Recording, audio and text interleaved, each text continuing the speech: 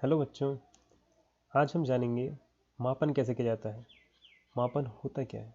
ठीक है, चलिए। यहाँ पर आपको दो बालिकाएं दिख रही हैं। एक का नाम है सोनी, एक का नाम है रानी। तो सोनी कहती है कि मैं रानी से बड़ी हूँ, और रानी कहती है मैं सोनी से बड़ी हूँ लंबाई में। यानी ये कहती है मैं लंबी हूँ, ये कहती है मैं लंबी हूँ। आप बता सकते हैं इन दोनों में से लंबा कौन है? हाँ बिल्कुल, आप बता सकते हैं कि रानी लंबी है और सोनी थोड़ा छोटी है। तो आप कह सकते हैं कि रानी बड़ी है और सोनी छोटी है। चलिए अब आगे बढ़ते हैं।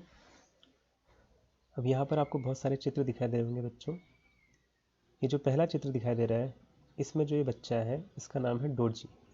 डोरजी सड़क के एक किनारे से दूसरे किनारे पर जाना चाह रहा है, और आपको ये बताना है कि वह कितने कदम में इस सड़क को पार करेगा जिस हिसाब से वो अभी चल रहा है। देखिए उसके कदम देखिए, तो कितने कदम लगेंगे उसको एक किनारे से दूसरे किनारे पर पहुंचने में। ठीक है, दूसरा दिख रहा होगा आपको कि यहाँ पर एक मेज है, मेज पर कुछ कप रखे हुए हैं। ठीक है, तो आपको एक कोने से दूसरे कोने को मापना है और ये बताना है कि ऐसे यहाँ पर कितने और कप रखे जा सकते हैं।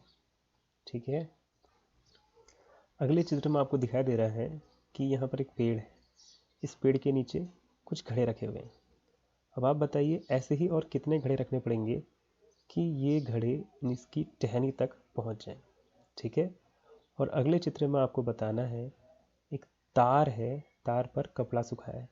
ऐसे ही कितने और कपड़े रखे जाएं कि ये पूरा तार पूरा कवर हो जाए। ठीक है, यानी ऐसे और कितने कपड़े टांगे जा सकते हैं इस तार पर।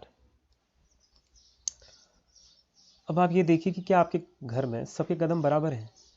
आपके पैर थोड़ा छोटे होंगे, आपके मम्मी पापा या आपसे जो बड़े हैं उनके कदम आपसे थोड़ा सा बड़े होंगे।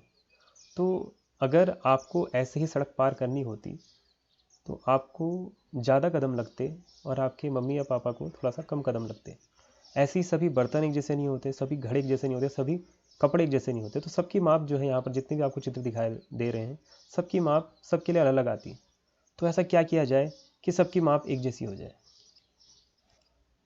तो देखिए आपके सामने एक स्केल है जो आपके ज्योमेट्री बॉक्स में भी होगा।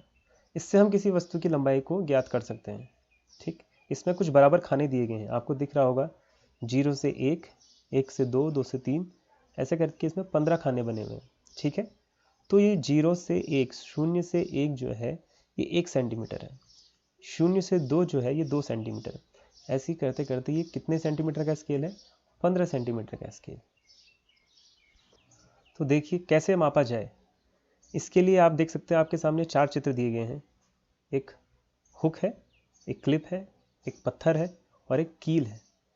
तो इन्हें मापने के लिए क्या करना होता है बच्चों कि जो इनका एक सिरा है उसे आप 0 पर रखेंगे, जैसे यहाँ पर दिख रहा है ना, और जो दूसरा सिरा है वो आपको बता देगा कि कितना सेंटीमीटर बड़ा है, यानी इसकी लंबाई कितनी है। जैसे आपको दिख रहा होगा हुक आपका 0 से शुरू हो रहा है और 1 पर ख़त्म।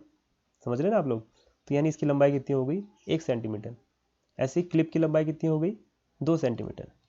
तो आप बता सकते हैं पत्थर और कील कितने कितने सेंटीमीटर लंबे हैं। ठीक है, इसको आप अपनी कॉपी में करेंगे। अब आगे देखते हैं। अगर तुम किसी चीज़ की लंबाई को रस्सी, जूते के फीते या धागे से नापते हो तो कैसे पता चलेगा कि वह चीज़ कितने सेंटीमीटर की है। जैसे यहाँ पर आपको एक लड़की दिख रही है ना, ये लड़की अपने भाई के हाथ की कलाई को नाप रही है। ठीक है, कि उसकी भाई की कलाई कितनी मोटी है, तो उसने एक धागा अपने हाथ में ले रखा है। तो हम ऐसे ही किसी चीज़ को नाप सकते हैं। देखिए क्या करेंगे, हम सबसे पहले उस धागे से किसी चीज़ को मापेंगे, फिर उस धागे को स्केल से माप लेंगे। ठीक है, समझिए होंगे आप लोग।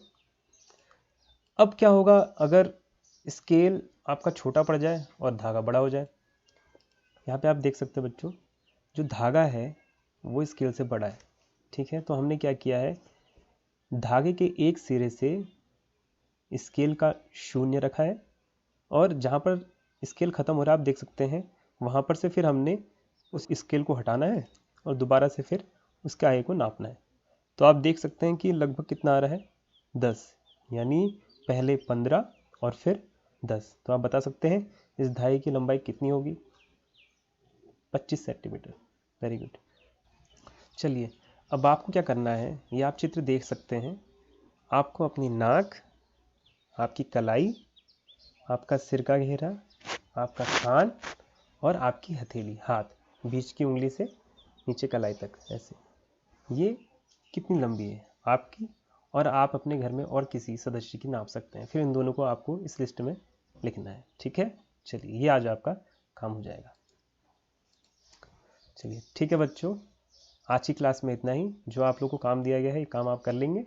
कल को हम लोग सीखेंगे कि मीटर और सेंटीमीटर क्या होता है। ठीक है, ओके, थैंक यू।